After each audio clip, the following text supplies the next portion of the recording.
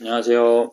네, 이호진 변호사입니다. 자, 오늘은 어떤 얘기를 드리려고 하냐면 무고에 대해서 이야기해 보려고 합니다. 없는 사실 신고했는데 이거 가만 냅둬도 되겠느냐? 너무 억울하다. 이런 분들이 너무나 많아요. 그래서 오늘은 일반적인 이제 무고죄에 대해서 한번 이야기를 해드리고 학교 폭력과 관련해서 어떤 경우에 또 신고를 할 수 있는지 이런 부분에 대해서 한번 말씀드려 보려고 합니다.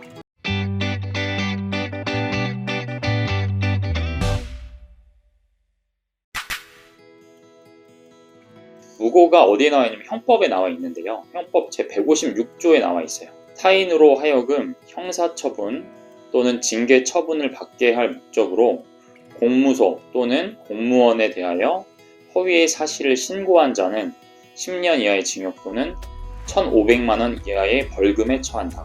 형사처분 또는 징계처분, 공무원 또는 공무소, 그 다음에 허위의 사실, 이 세 가지 기억을 해두시면 좋을 것 같습니다. 무고가 또 많이 문제되는 게 뭐냐면 성범죄 관련해서 무고가 참 많아요.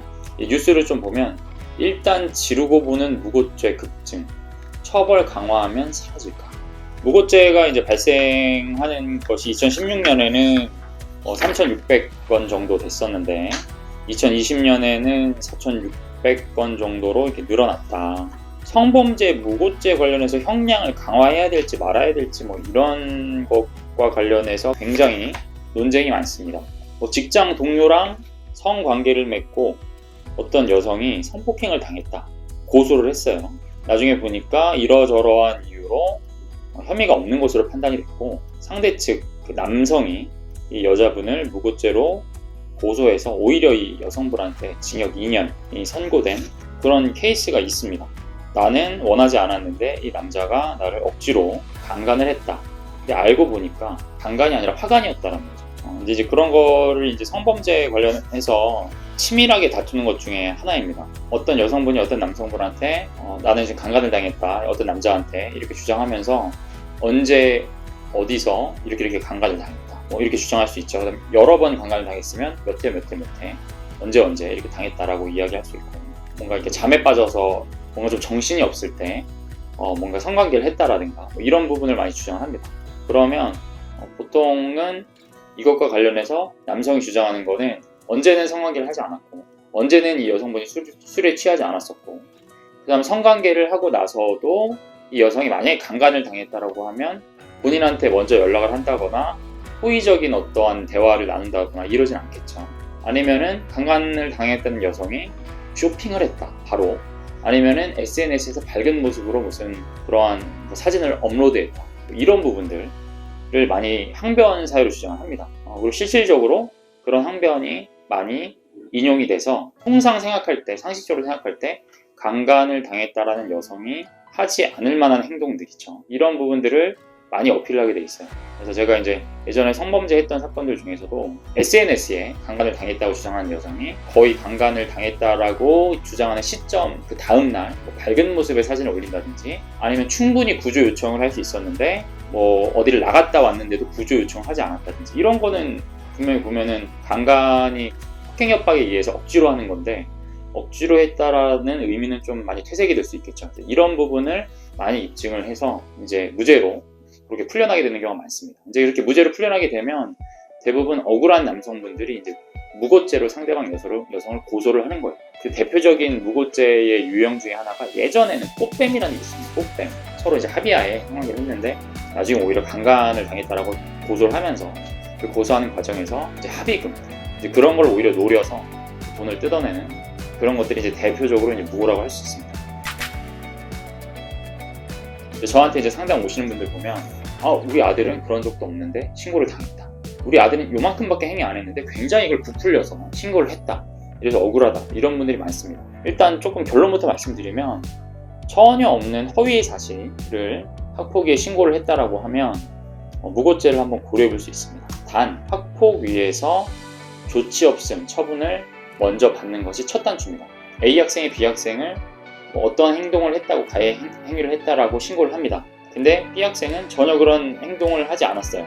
그래서 신고를 받음과 동시에 나는 그러한 행동을 하지 않았는데 이 친구가 나한테 그러한 신고를 한 것은 또 다른 가해 행위다, 무고 행위다 라면서 동시에 신고를 하는 경우가 있습니다. 이 첫 번째 신고를 잘 기다려서 잘 조치를 마무리한 다음에 조치 없음 처분을 받은 다음에 무언가를 하려도 해야지, 뭐 그러한 행위 자체가 이미 무고라고 맞신고를 하면 그 행위 자체가 있었는지 없었는지 그것에 대해서 아직 학폭위에서 어떤 처벌이나 결과가 나오지도 않았죠. 그러니까 조사를 아직 하지도 않았잖아요. 그러니까 판단 주체가 아직 판단도 안 했는데 그 자체가 이미 허위 사실이다라는 걸 전제하고 들어간 거기 때문에 접수가 되기도 힘들고요. 접수가 되더라도 거의 판단에서 거의 배제를 받기가 쉽습니다. 일단 첫 단추는 만약에 그런 억울한 신고가 들어오더라도 일단은 학폭위에서 잘 변호를 해서 무조치를 받고 그 다음에 이제 무고를 한번 검토해보는 것이 좋습니다. 학폭위에서의 허위 신고가 왜 무고가 되냐면,